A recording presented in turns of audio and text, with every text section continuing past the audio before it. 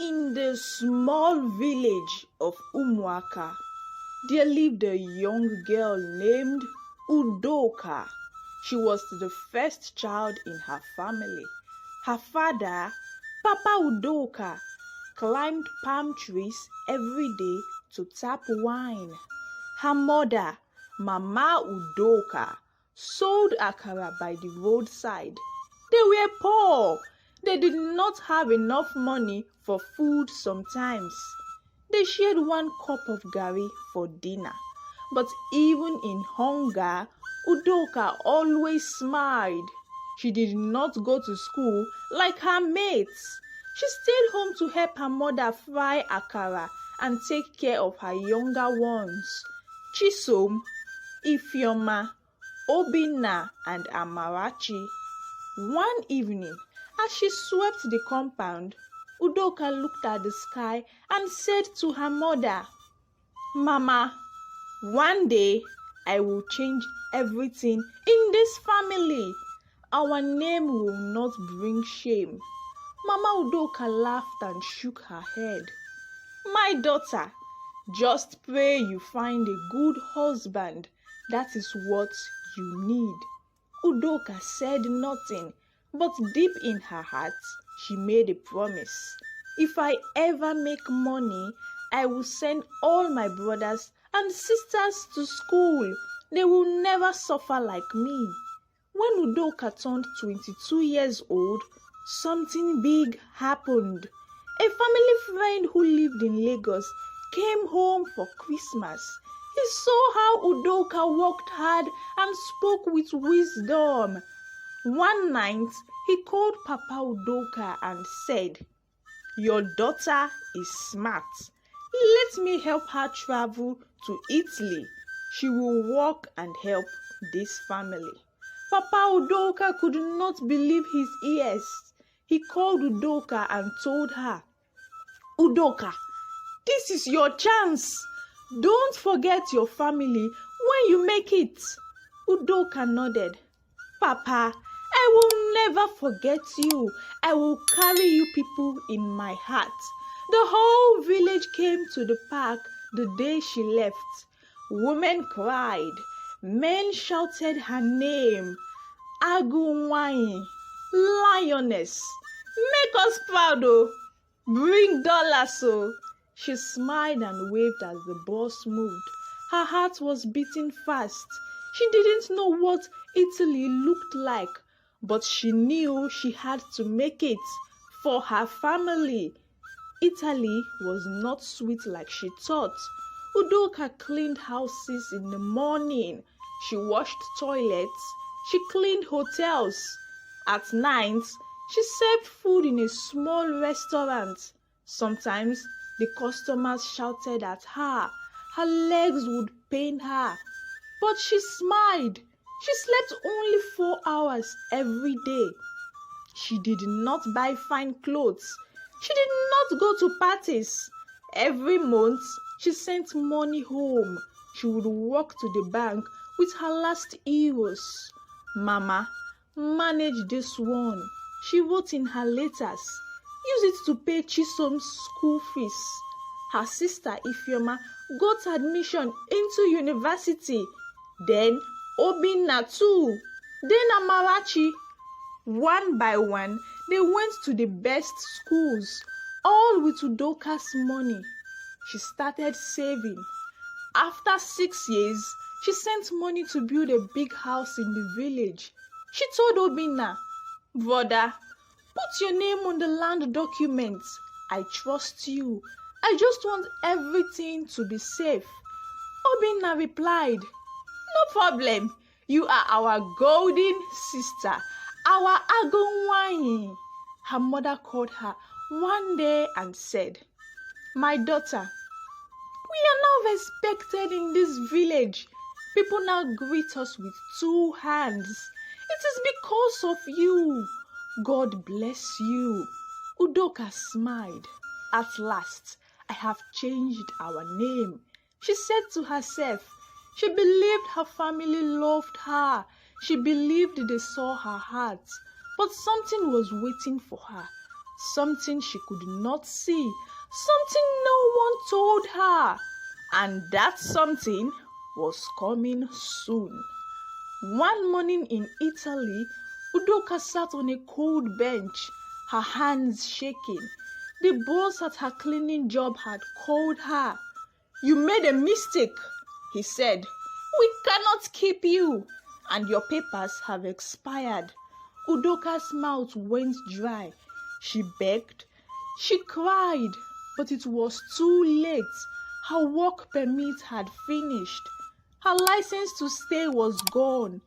The law said she had to go back to Nigeria. They gave her 2 weeks. That was all. She packed her bags with her few clothes, her old diary, and some family photos. As the plane flew over the clouds, she looked out the window. "I will start again," she whispered. "My family will help me. They love me." When she landed at the Lagos airport, she looked around. Nobody came. She waited. 1 hour passed, then 2. She tried calling Mama. The phone rang, but no one picked. She called Obinna. His phone was off. She stood alone with her small bag. The hot sun was burning her neck. She took a bus. She sat at the back. She looked out the window and held her bag tight. She smiled through her tears. They didn't hear I was coming. Maybe they are busy, she said to herself. But deep inside, something felt wrong. It was evening when Udoka reached her village, Umuaka. She walked down the red sand road with her bag. The dust covered her shoes. She saw her house, the house she built. She smiled. It looked bigger than she remembered. She knocked. Papa Udoka opened the door. He looked at her with a straight face, not happy, not angry, just blank. "You are back," he said. Udoka ran to hug him, but he stepped back. "Mama, Obinna, Amarachi, I'm home," she shouted. Mama came out slowly. "You should not have come back like this," Mama said, looking away. Udoka blinked. "What do you mean? You didn't tell us, and you are no longer walking," Mama said. Obinna walked in from the backyard. He was holding car keys. Udoka smiled. "Obinna, my brother!" But he didn't smile back. "You can't stay here," Obinna said. Udoka's mouth opened, but no words came. "What do you mean?" "This house is not yours. My name is on the paper," Obinna said. Udoka laughed small. "Is that a joke? I sent the money. Every block, every bag of cement. I sent everything." Chisom and Ifeoma came out too. They stood beside Obinna. "You were sending money for us," Ifeoma said. "You did it for the family, not for yourself," Mama added. "You are no longer sending anything. You have become a load on our heads." Udoka felt weak. "So after all I did, after all I gave, you throw me away? Go and find a man to marry," Mama said. "You are not young again." Obinna crossed his arms. "You don't have any proof. You have no paper, no land documents, no house documents. My name is there, not yours." Papa said nothing. He looked at the ground. That night, Udoka slept under a mango tree beside the house she built. She held her bag close and looked at the sky. A dog barked in the distance. Her tears came again, but this time she didn't smile. Something inside her had broken. One morning, Udoka sat under a tree near the market. Her slippers were old. Her dress had a small tear. She looked up and said, "If the house is not mine, let me sell one of the lands. I will use the money to start a small shop." She took a deep breath and went to talk to her brother. Obinna was washing his car when she came. "Obinna," she said, "I want to sell one of the lands, the one at Nkwo Road. I will use the money to start a small business." Obinna laughed loud. "Which land?" he said. "The one with my name?" Udoka's heart jumped. "But I bought it. I sent the money. I told you to help me write your name for safety." Obinna cleaned his hand and looked at her. "Sister, in this world, only paper talks. Your name is not there, so it's not your land." Udoka ran to her father. "Papa, please talk to him. You know I sent the money. You saw it." Papa looked away. "It's between both of you," he said. "Don't involve me." She cried and begged. Nobody stood for her. She went to court. On the day of the court case, Udoka wore an old dress. Her shoes had holes. She carried her bag with old letters and money slips. The judge looked at the land papers. "All the documents are in Obinna's name," the judge said. "But I sent the money." Udoka cried. "Where is your name?" the judge asked. Udoka looked down. She had no answer. The judge banged the table. "The land belongs to Obinna." Udoka walked out of the courtroom. She sat on the step and removed her shoe. It was torn at the back. She looked at the sky.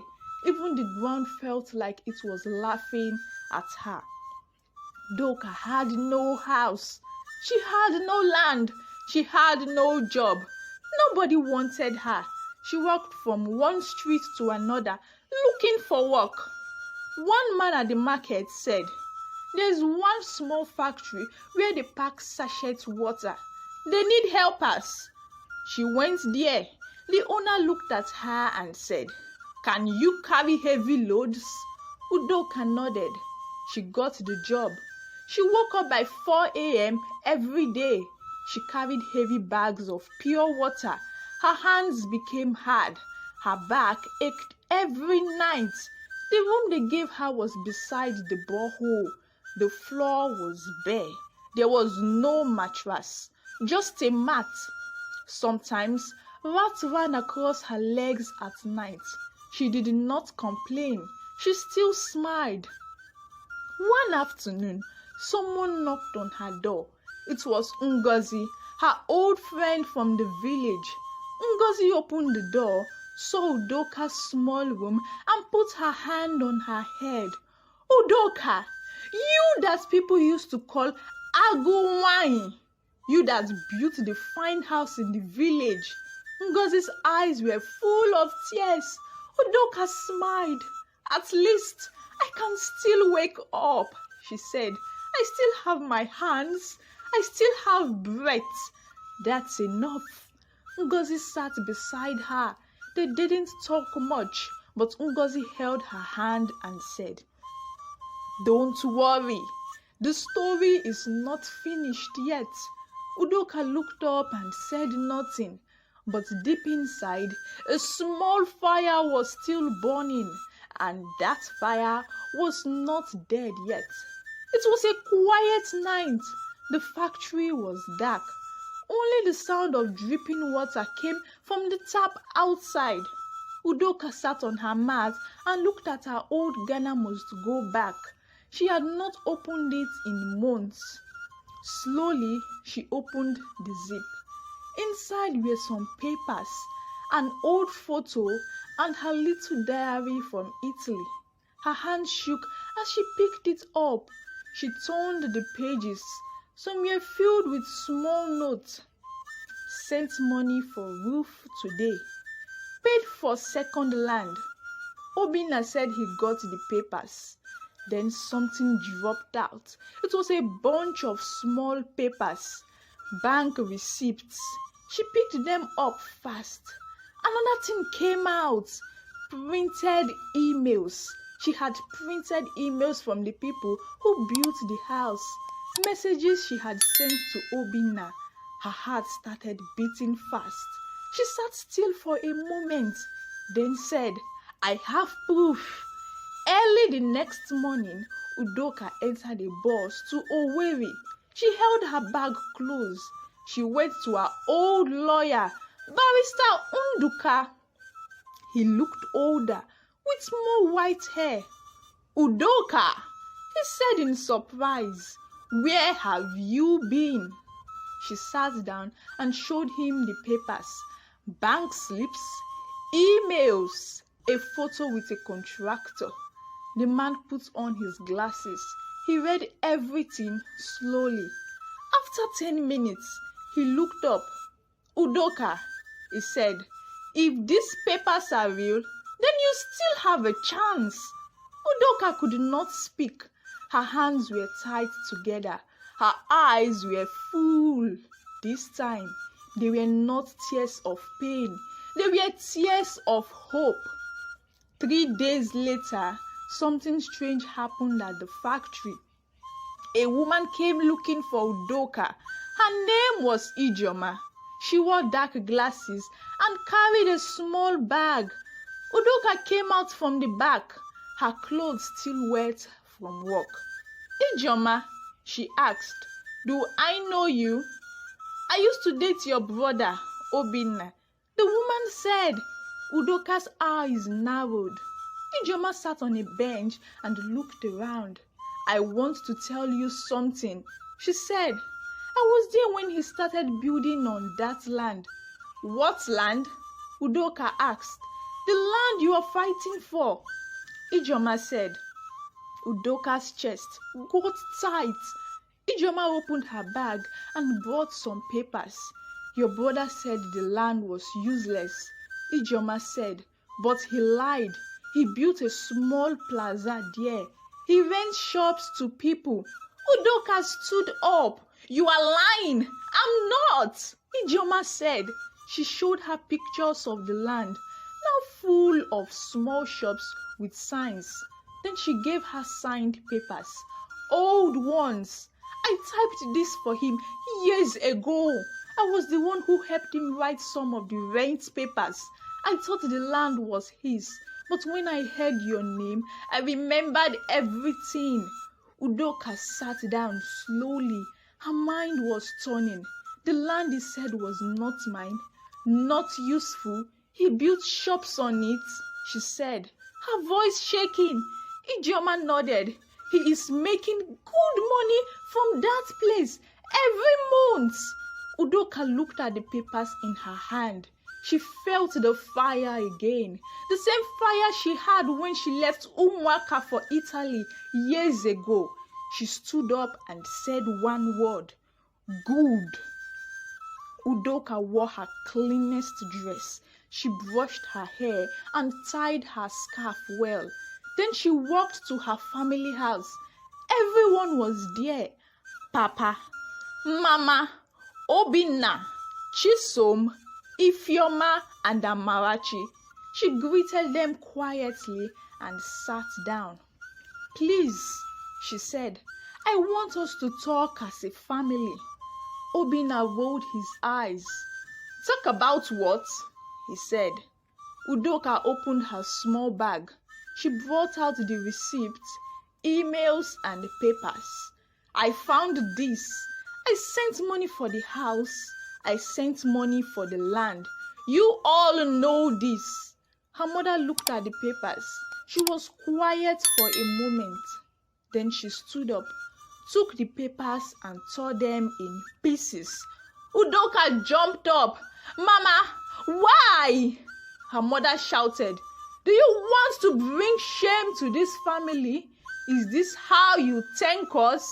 Papa stood too. His face was red. "You left this family for years," he said. "Now you want to fight us because of land? You have no husband, no children. You should be begging us to let you stay. Udoka turned to Obinna. Even you? I sent everything through you. You were my brother. Obinna smiled. You have no case. This land is mine. The house is ours. Go and cry somewhere else. Udoka looked at all of them. Her eyes were dry. Her voice was calm. She stood up and said, since my own family has turned their back on me, I will let the whole of Umuaka hear this story. Then she walked out. Behind her, nobody called her back. But this time, she was not afraid. It was a very hot evening. Udoka was locking the factory gates. Her back was sweating. Her legs were tired. Then she saw something strange. A big black jeep was parked outside. The car looked new. The engine was still on. Udoka blinked. Who is this one again? A tall man in a blue shirt came down from the car. He walked straight to her. Are you Udoka Unwosu? He asked. Udoka nodded slowly. Her heart started to beat fast. The man brought out a brown envelope. He gave it to her and said, you are needed at Owerri High Court next week. It's about a land fraud case. Wait, Udoka started to speak, but the man had already turned back. He entered the car and drove away without another word.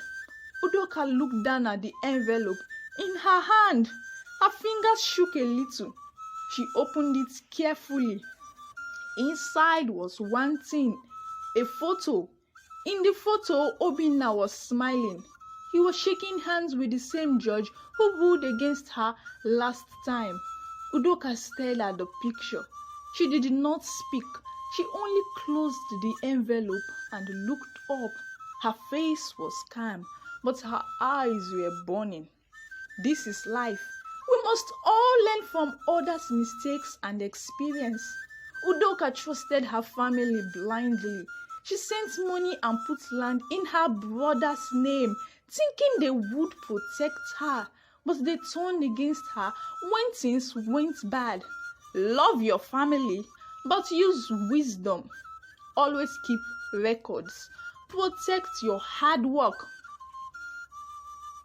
If this story shocked you, hit the like button now and share your thoughts in the comment section.